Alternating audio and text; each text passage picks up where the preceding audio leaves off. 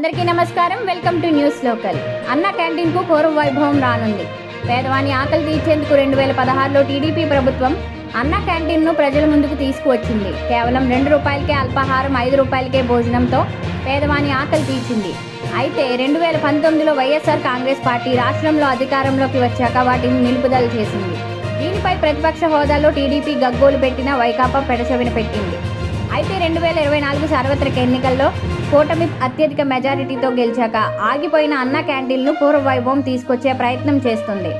దీనిలో భాగంగా మండపేట ఎమ్మెల్యే వేగుళ్ల జోగేశ్వరరావు చొరవతో ₹9,15,000 ప్రభుత్వ నిధులతో మండపేట 7 రోడ్డులోని అన్న క్యాంటీన్కు మెరుగులు దిద్దుతున్నారు.